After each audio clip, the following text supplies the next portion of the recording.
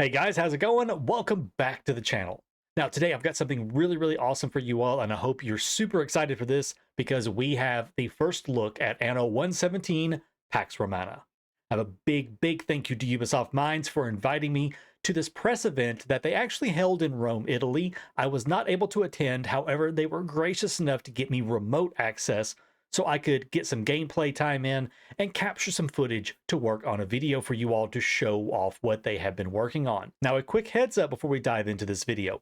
Everything you see here is still a work in progress. This is not the final version of the game, and this is not even the entire game. This is just a portion of the game that we were given access to play around with for a few hours to make some videos and stuff for you all. Things are still being tweaked and polished, but this should give you a really good taste of what it is that they've been working on for the last few years. Now, everything you're going to be seeing is pre-recorded footage. I didn't have any commentary recorded while I was playing, so instead we're going to be talking about everything and breaking down several hours worth of footage into about 60 minutes for you all. And we're going to be talking about some of the highlights and some of the really interesting things that I found while I got to play. So enough rambling for me. Let's jump in and take a look at the first gameplay for Anno 117. Bonam fortunam, Governor. Let's see if you're a spear to bend or to break. Getting this empire back on its feet won't be easy. The Legion has a saying. The attack is going well, you're walking into an ambush.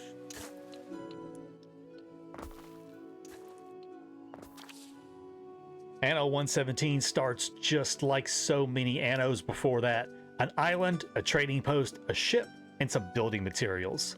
Now the first thing that you have to do when you start out with your new island in Anno 117 is place a villa. The villa is a combination type building of a trade union and a town hall. This is going to be where all of your items and specialists are slotted into, and those slots are dependent upon your island attractiveness, which in Anno 117 is referred to as prestige. It's a really cool concept actually with the villa. We're going back to a system similar to Anno 2070 with the Ark, where you have a central building that houses all of your items and specialists. The location of the villa is somewhat important, but as long as you can move your buildings depending on your difficulty level or whatever settings you're using, don't worry so much about it. Go ahead, plop it down, and then starts the best part of Anno, and that is laying out your city. And my God, this is where the fun of those diagonal roads come into play. You can see me putting some down right here, and I absolutely love it. I love the diagonal stuff. It's a little wonky to get used to at first just because of the way the tiles and everything work with diagonal tiles. But once you get used to the system, it's really easy to use, and it creates some really nice visuals around the city and just makes the cities look so much better. Our first houses are down, and my God, it's beautiful. The game is gorgeous. I love the models and everything so far, and I know that they're doing some more tweaking and everything with the visuals still, and I cannot wait to see how much better this looks later on, maybe down the road in a few more months when we start seeing even more gameplay after they've gone through and done some more updates.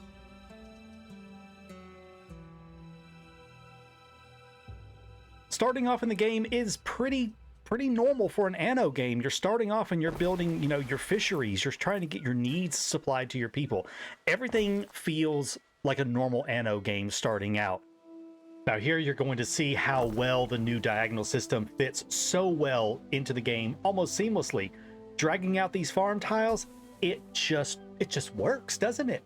They just go where you need them to go, and they conform to the angles and everything that your roads are at. Even if I had like a really curvy road, those farm tiles would adhere to that road and let you create some really nice looking farms. What do we do, Gov?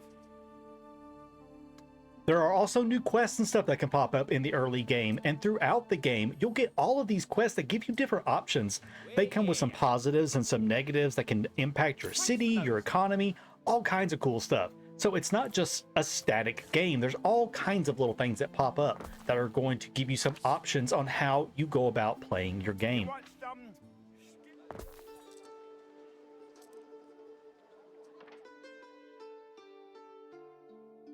Now, this is something that new players are going to really like. This is part of the new onboarding system. There's a whole new, very well done tutorial built into the game. Whenever you unlock new needs, there's a pop-up down there that you'll see that tells you, hey, you've got some stuff that you can do. You click on that and it's going to walk you through what these new buildings are, what these new unlocks are going to be, and how they can benefit your city. I think new players are really going to like the new tutorial system. I found it very helpful, actually, because there are some new concepts in the game that I needed a little bit of help on, and the new built-in tutorial is almost like having a wiki, a kind of a basic wiki, but a decent little wiki in the game to help you learn and understand how everything works.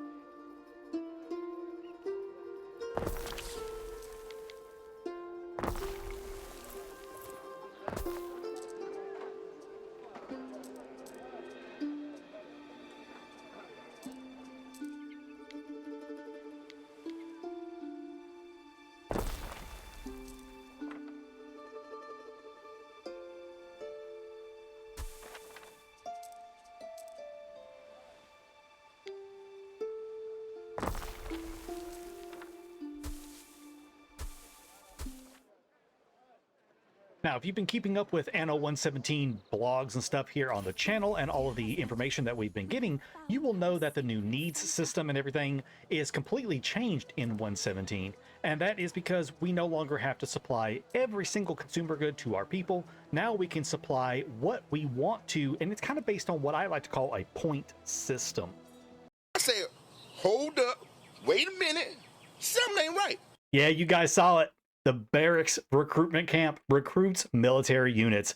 Ladies and gentlemen, land combat is returning to Anno, and the legions will be marching forth from your barracks to conquer other nations. But there's a catch to it that we'll talk about later. For example, you only need 1 point in food to upgrade from your basic Tier 1 residences into the Tier 2 residences.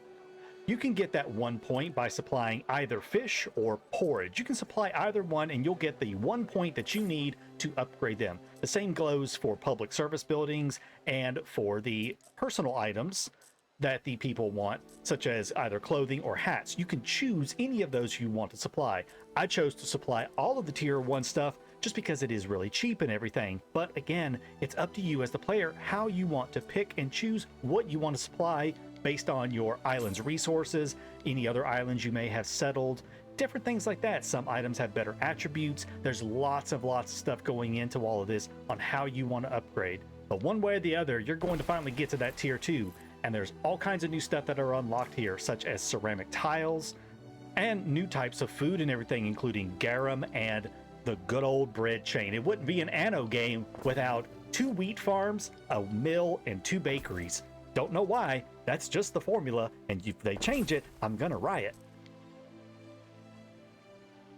Once you advance into the plebeians just a little bit, you're going to actually get into 2 of the new systems, and that's going to be your knowledge and belief.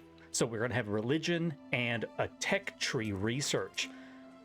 You start gaining knowledge points for research by building a grammaticus, and you start gaining faith for religion by building a sanctuary.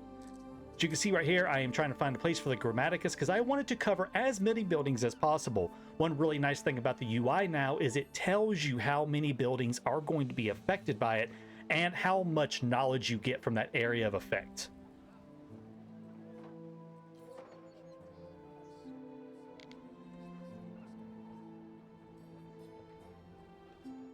Now, as soon as you place down your first Grammaticus and you get that knowledge going, then you can open the tech tree. There's a lot going on here. There's so much going on in the tech tree. A lot of stuff that was kind of a standard thing you can build, such as, you know, different types of ships, trading piers, warehouses. All of that stuff in the current version that I played was locked behind tech tree. Obviously, that may change by the release version, but it was a really interesting choice to have a lot of stuff locked behind techs that you can research to do upgrades. A lot of these techs also are going to be taking the place of a lot of specialists. There aren't nearly as many items that we have seen and everything. There aren't as many items I noticed and everything in the game, but a lot of effects and everything that came from items and specialists in 1800 are now rolled into all of these techs. And these techs can be so strong. I really love the idea of this tech tree and being able to progress your city, and over time it just get better and better and better as you research more technologies. Starting out, everything seems kind of slow and sluggish and everything, but as you keep getting more and more points and stuff built up from knowledge by having more people that are educated, you're going to be able to research these techs to make your city even more efficient and even better. It's a really cool system, and I really like the progression that it gives me and the feeling of progression that I got from researching everything instead of everything just being kind of perfect right out the gate. The new area of effect system is really important for your city and everything. Right here, I'm going to be kind of jumping around a little bit, checking out the different stuff between soap and sandals, trying to decide what I want to supply to my people based on both the attributes that it supplies directly from the consumer good, as well as the area of effect. As you can see, the soap maker actually takes away from happiness in an area around it, but it does give health. So not only does soap itself provide a benefit, but the production building itself has benefits and negatives on it. I'm placing down this lavender farm right here, and you can see those green up arrows. That means that it's going to have a positive effect on the buildings around it, and that positive effect for the lavender farm is a +1 happiness. So I'm going to get +1 happiness for every single building that is around it. There's 74 buildings around it. I get 74 happiness. That's really important. Those attributes, which are listed at the top right of the panel on the top of the screen up there, everything you do and build is going to add and subtract from those numbers right there. And you're going to have to be cognizant about what you're building to make sure that you don't build too much negative to where you're not going to be able to have enough, you know, to counter that from positives, because those are your incident counters and your incident frequencies. The more negative those numbers are, the higher the chance of frequencies. So being able to build production buildings around your settlement and everything, around your city layout, those comes with a lot of, you know, bonuses and stuff on them that are going to help counter a lot of the negatives that come from some things. It's a really fun system, and I really had a fun time trying to decide how do I want to build my cities now, instead of having these vast swaths of, you know, production buildings off in a corner by themselves somewhere. Maybe I want to put them around my houses to increase happiness and income and health. Or maybe a production building might come with a really good positive, maybe a lot of income, but it also detracts from fire. Maybe I can't handle that much of a negative fire impact, so I have to build it away from the town for the time being till I have enough fire coverage to move it back. There's so many different ways you could go about building your city now, instead of just the normal houses over here, production over here, farms over there, done. Now you actually want to think about how you plan and put everything together, because everything has an impact and it matters. So one of the new features coming with Anno 117 is going to be religion. Religion starts out pretty early in the game in Latium with the sanctuary that you can build during the early plebeian phase of the game, and that gives you knowledge points. Later on, there's more stuff that gives you even more knowledge points, so don't worry about it, you're going to have plenty. But you are going to need lots of islands dedicated to a particular god, because each island can only have one god dedicated to it. Bonuses from the gods come in the form of production bonuses. As you can see, Ceres right here increases the output of various food productions, and it affects the entire chain, not just like the farm or the end production building. It's the entire thing. There are other bonuses that come along with this as well later on, such as even further production boost. It starts at 10% and it can go up to 110%, at least currently in the version that we played right here. And then there are some other things. Ceres, for example, at the very capstone will give you an additional 300 storage on every island that is dedicated to her. So there's some really, really cool bonuses. So you can pick and choose which gods you want to worship on your island and then dedicate those islands to them to get their bonuses and everything to further increase the output of your production facilities that those gods can cover. All right, I'm going to sit back and stop talking for about the next 10 minutes or so and just let you guys watch the gameplay and just watch me go through the steps of checking out the menus, seeing what's going on, going through the tech tree, and just, you know, playing the game. So about the next 10 minutes or so, we'll just let you sit, watch, and experience Anno 117. I hope you enjoy. We'll be back after the next 10 minutes and we'll continue on for a little bit longer and talk about some more features and mechanics that I came across during my time with the game. So sit back, enjoy, and I'll catch you guys on the other side.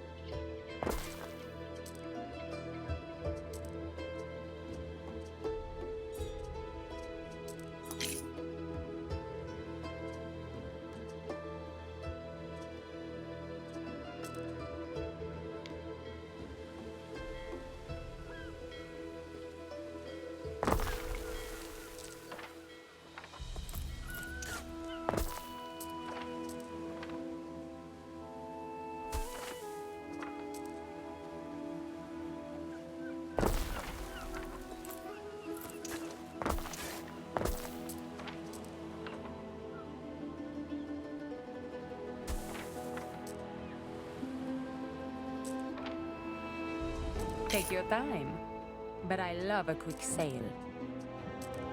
These were generous terms.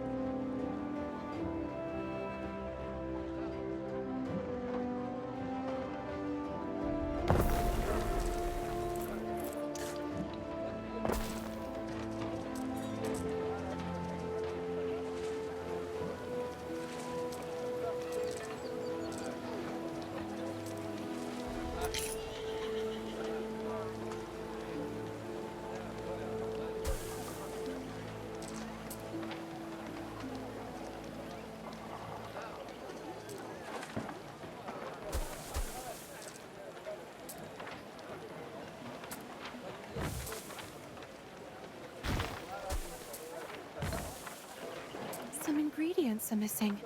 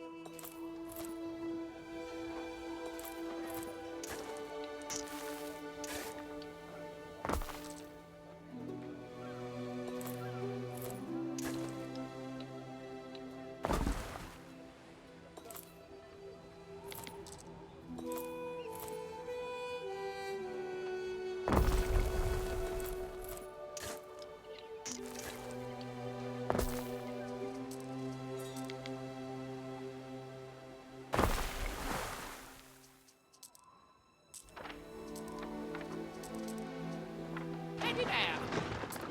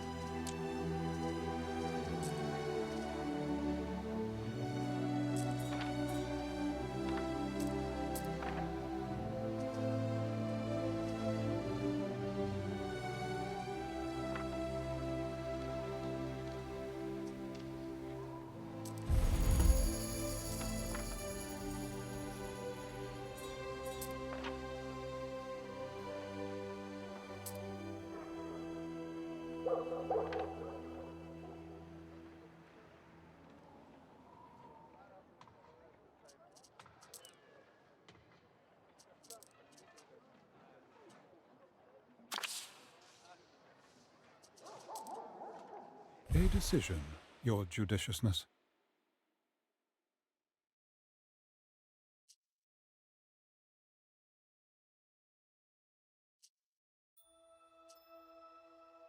A bold step, Ere.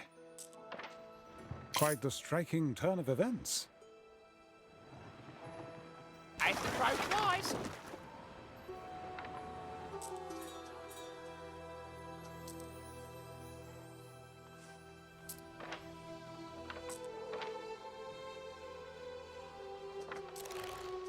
Hold this.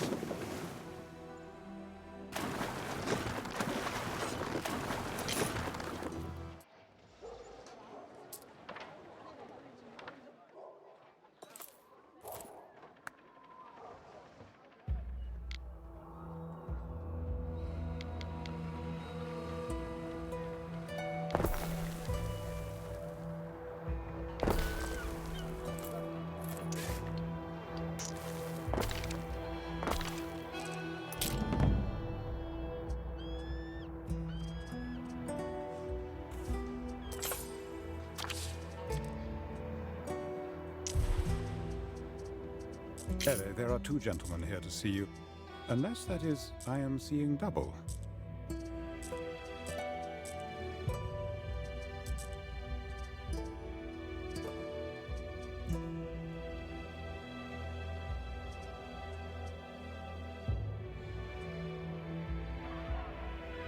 Everything is perfect for the governor's visit.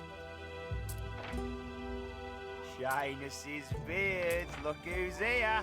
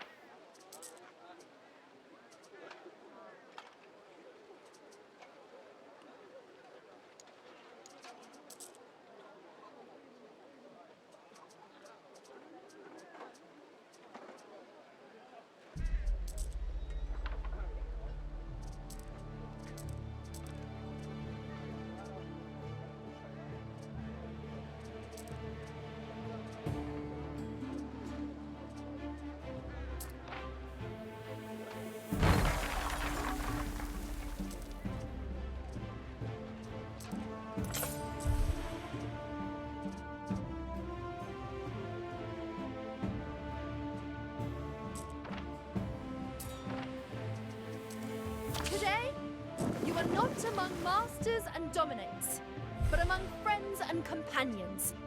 On the Lady Honorata's behalf, enjoy yourself and be merry. Predictable, I guess. It's not a very nice thing, having to...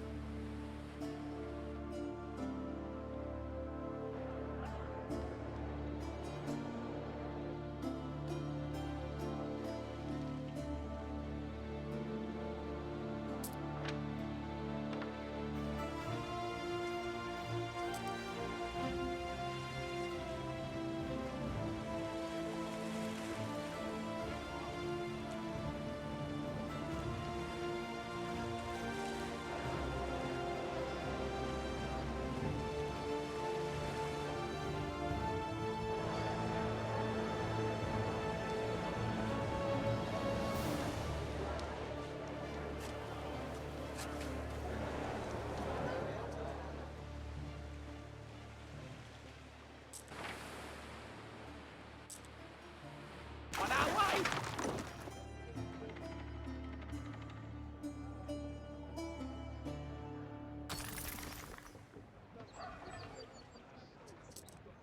Ere?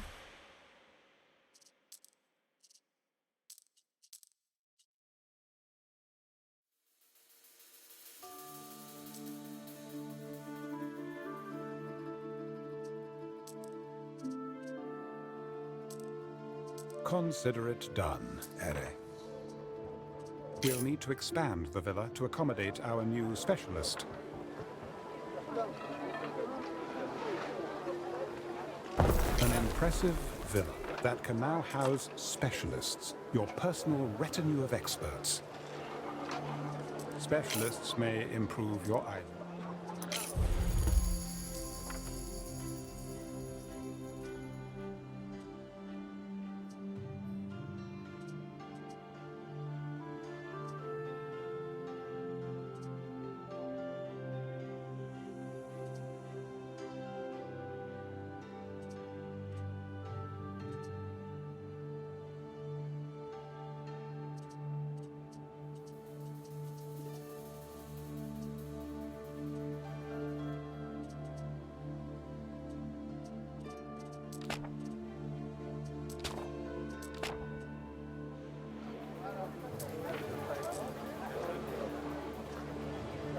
Nice place you got.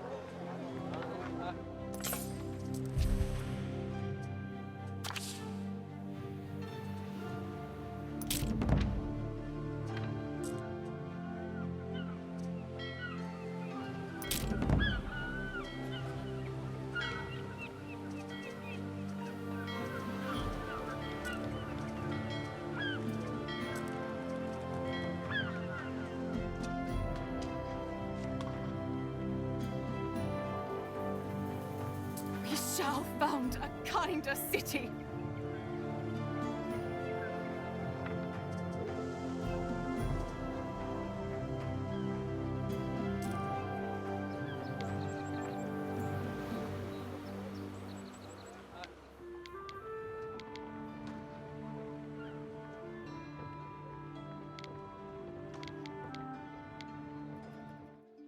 So I hope that right there gave you some really good idea of what the game is going to be looking like when it comes out later this year.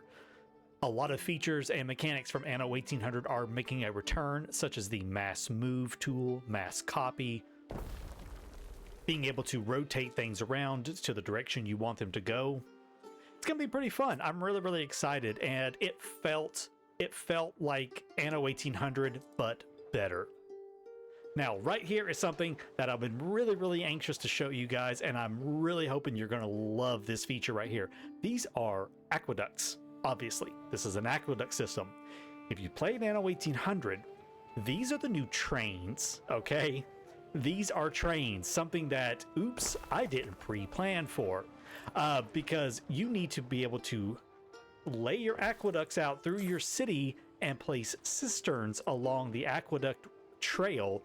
And the cisterns supply fire safety and health, a massive amount, +3 each to every building around them once they are connected up to water. So they're going to be really crucial for the growth of your city and everything. They're really fun. The thing with aqueducts is they have to run downhill. You can't run uphill with an aqueduct, obviously.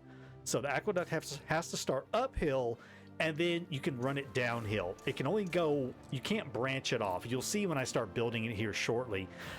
It basically just one long snake. It's just one long snake, basically, that you can build, and then you put cisterns along that snake, and the cisterns have a very large radius around them, and they have an amount of water that every aqueduct can supply, up to 100 units. And there's all kinds of technologies to decrease water usage, increase the amount of water supplied by the aqueduct. So there's lots of really great upgrades for them. And there's even some upgrades later on for the farms and different buildings that take advantage of the aqueduct. Farms can have their output, is it doubled? No, 50% more. I believe it's 50% more production, or is it 100% more? I done forgot now. But farms can be boosted. Mines can be boosted. Plantations can be boosted. Quite a few things get boosted by being within the vicinity of a cistern on an aqueduct. So you can think of aqueducts as trains, silos, fuel depots, kind of all in one right now. And they are going to really boost the output of your farms and everything, and make having huge farms and large production a lot easier to manage once you have those things hooked up with aqueducts. As you can see, it can be a little finicky at times to place down. It doesn't like crossing roads at an angle sometimes because they have to go between those arches and everything underneath. So coming up with the layout for where you want your aqueducts is going to be pretty important. See, there we go. I got it right there. I got it to go at an angle. I found the right angle for it to cross over the road the way I want it to. And as you notice right there, the aqueduct, it shifts height based on the lowest and highest points. So if you start dragging it backwards, it's going to adjust the height of it to conform to the up and downhill terrain and everything. And it will automatically blueprint itself. That way you can, you know, build it as you get the concrete for it and everything, because concrete is kind of slow to produce. So it does get blueprinted, and then as you get concrete, upgrade sections of it at a time, and you'll be good to go.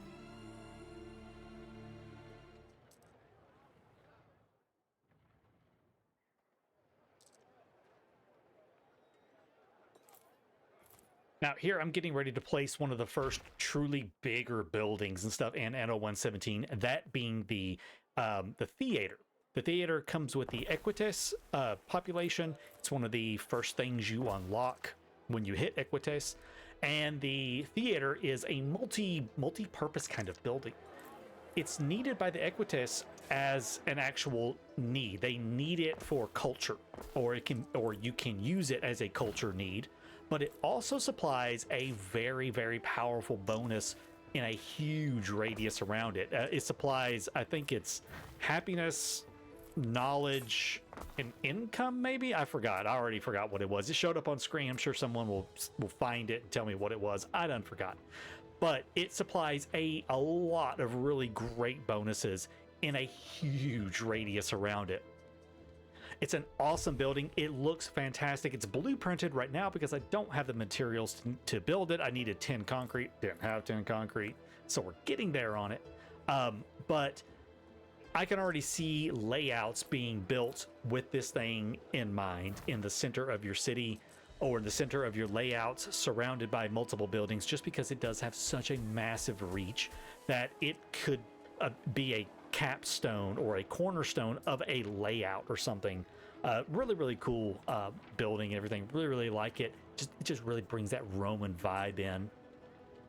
And as you can see, the city is just looking more and more Roman to me. We've got the Equites in their insulae, houses and stuffs everywhere. Oh, it just looks so good. It just made me happy.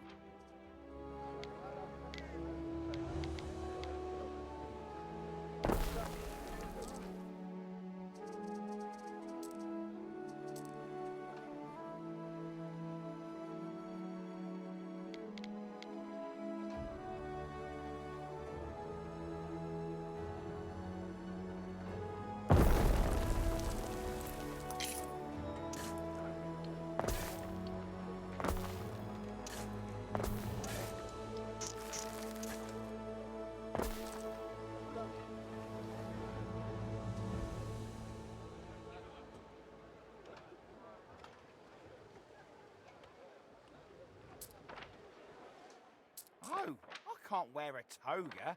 You've missed the sight of me bony knees.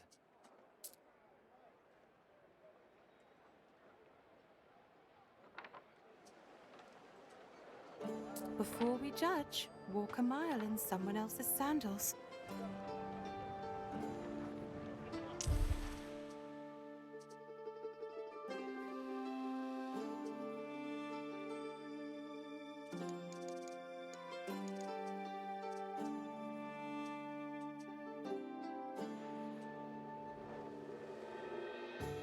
Things I make should not be prey to the elements.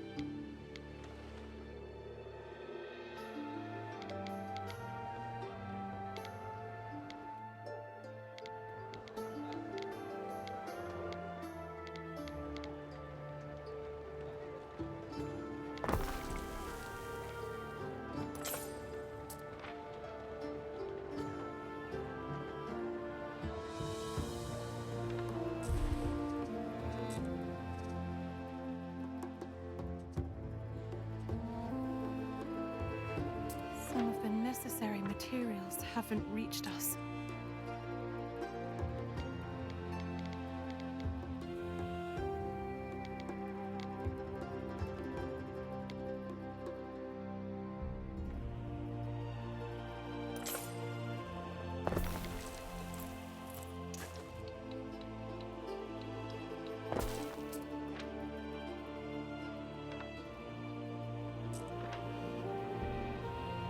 The family say I'm free to wheel and deal as I like.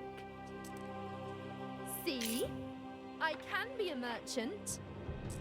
Be there in no time.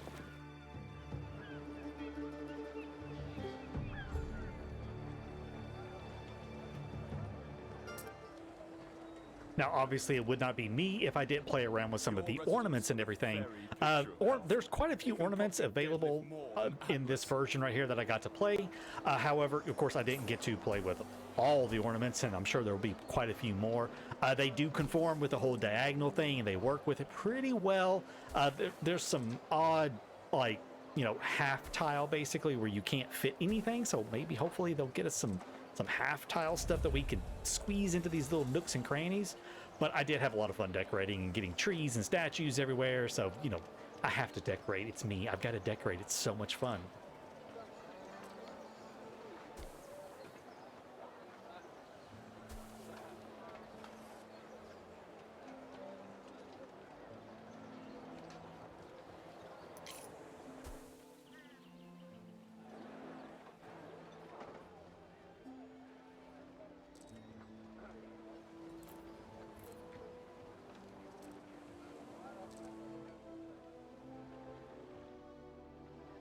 Moving over to the villa and everything right here, we get to kind of see some of the extension wings for it. This plays almost just like the palace from the Seat of Power DLC. As you upgrade your town with more attractiveness, you unlock more modules, and you can put those modules on the villa to expand both just, you know, the looks of it to make it look nicer, and every module you add on adds an additional specialist slot for your island. So remember, the villa is taking the place of your trade unions and your town halls, and this is going to be how it works now.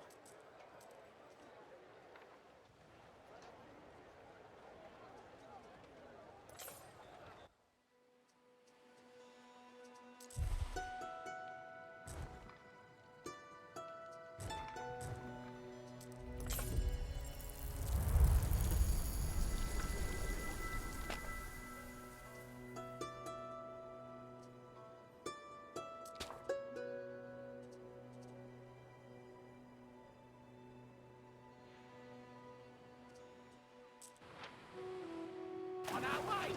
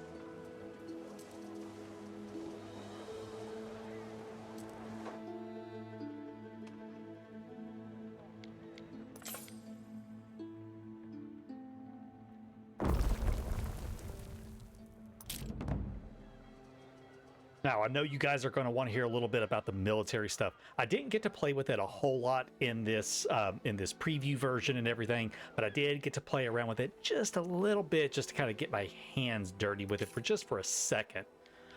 Obviously, there is a barracks that you build, and that is where you train various types of land units. There are also towers, gates, walls, as well as your weapons production, which just needs iron that goes into a furnace with charcoal and pumps out your weapons.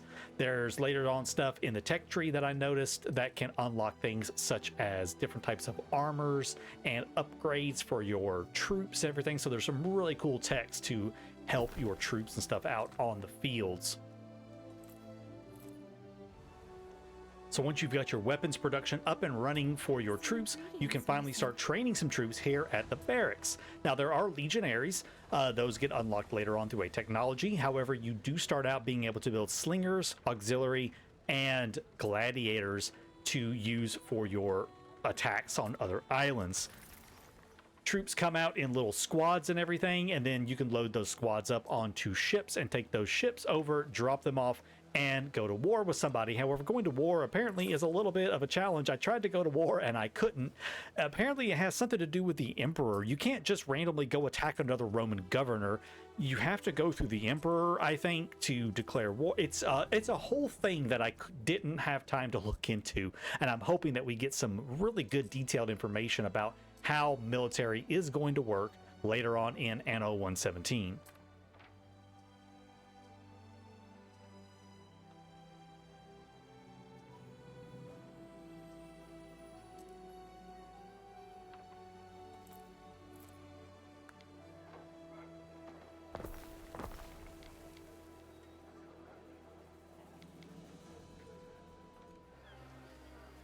All right, I'm going to leave you guys on this part of the video right here with just some walkthroughs and flybys I did over the city at the end of my play session and everything, just to give you guys a little bit more of an up-close look at the game, at the buildings and everything. Just remember, this is all still a work in progress. There's still going to be more stuff coming, more visual updates, maybe some model changes. We have no idea, but this right here is Anno 117 as it stands at the moment, and I have to say I'm really, really happy with what I have seen so far. So enjoy this little flyby. We'll get back together at the end of the video, talk about a couple of things. So I'll see you guys after we explore the city.